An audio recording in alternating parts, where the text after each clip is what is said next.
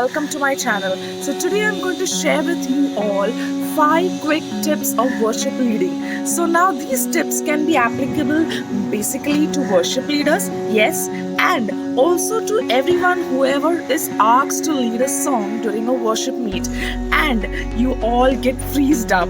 Okay, so these are the pointers that you have to keep in mind when you start leading a song or else start singing a song during a worship.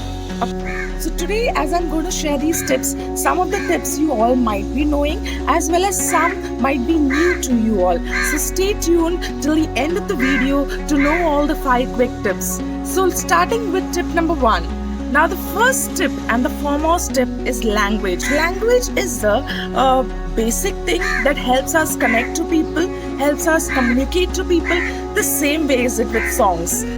When you select a song which is of a different language, people will be aloof. They will not be able to understand the lyrics of the song and not be able to connect to you. So obviously, you need to take a language that could connect to the people. Suppose the crowd are the people who understand Hindi better than English, and you take up English songs, they will not be able to connect. If you are comfortable with English songs, take one song in English as well as cater to the language of the people, that is Hindi, and take songs in Hindi so that they can worship along with you. Moving on to the second tip. Now the second tip is a slow song or a fast song. Now basically you can say a meditation song or a clapping or an actionful song. Now these songs are all up to your choices. Now you can take your own call as per the circumstances. Now I would ask you all to keep the circumstances in picture, because now if you're leading a worship throughout the day and in the afternoon you get a chance to lead worship. In the afternoon people are all ready to hit the bed because they are all drowsy.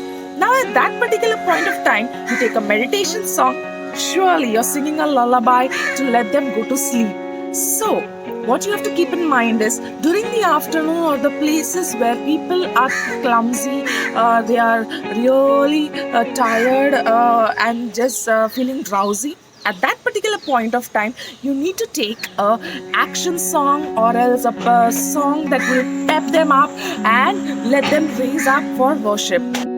We can take slow songs in certain circumstances if our worship is conducted in the morning and all of a sudden the starting song, if you take a fast song, people will not be ready to worship and get pepped along. So now what you can do is, in the morning when you're starting a worship, you can obviously go for a slow song or a meditation song, because people are physically tired after traveling to the church, and you can soothe up their mind, you can prepare their hearts for a worship ahead. So you can go on with a meditation song which will help them to meditate and then later on get grooved into the worship. Now the third quick tip which I'm going to share with you all is a known song or else a new song. Now basically what happens is, we do a lot of research, we get in our hands a lot of new songs that are released up there. Now what happens is, it is a common tendency for any person to take a new song all of a sudden out of excitement. So always keep your excitement down, because the people are not going to appreciate the new songs that you take, because people are not going to enjoy the new song all of a sudden.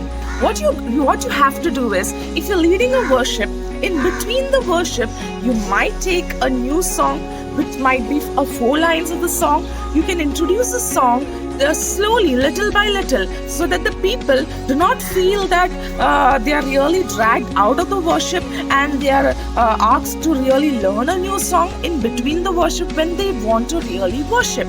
So my tip is that always take one song at a time, and in a particular worship when you're taking a new song, do see to it that you take old songs or else known songs in the backdrop. Well, as you can introduce a new songs in different other circumstances, wherever there is a tithe that is being taken or else an offering that is being taken, and you can sing a new song at that particular time, or else Also, after the service, you can might be take 5 minutes of their time after the service when people are getting up out of their seats, moving around, talking to people.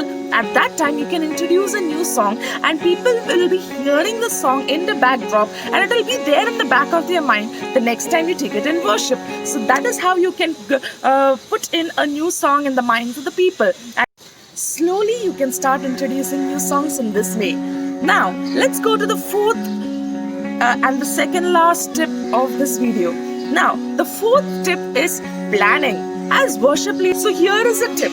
The tip is that you keep a backup list ready.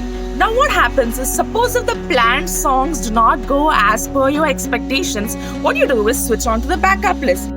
When the backup list also doesn't comes into use, you have to take spontaneous songs at that particular moment, and that really makes you cold-feeted as well as it makes your head freeze.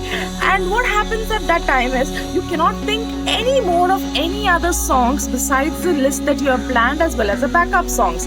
So in that case, a very good tip that I can give you is that always do keep a list of songs which you usually sing in church, so that whenever there is such spontaneous circumstances that arises wherein you have to take a song, at that time take out that list which you have written down of all the songs that you sing usually in church.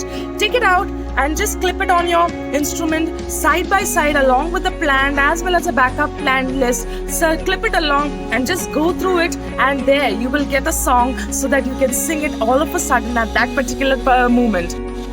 Let's go to the last tip and the fifth tip of this video. Now, the last tip I would like to suggest is that to have a theme. Now, what is to have a theme? Have a theme is that you follow the same meaning songs subsequently.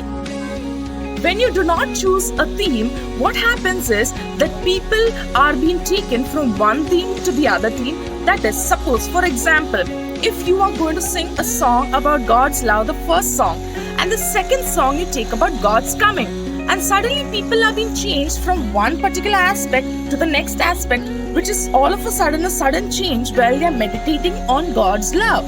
So it's always better to have a theme wherein you decide songs based on the theme about God's love, or else it can be anything.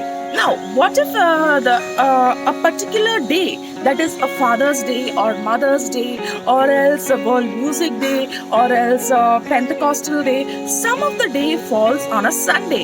You can take advantage of that day and decide songs as per that particular day. So when you decide songs as per the theme, as well as decide your songs as per the days that has been celebrated all around, so in that case your worship can go ahead. Feel free to share your tips or your experiences down in the comment below, and please do let me know any other content which you would like me to share with you all guys, as well as connect to you all guys. Okay, stay tuned to my channel, like, share and subscribe to my channel to get more freshly brewed content. Thank you.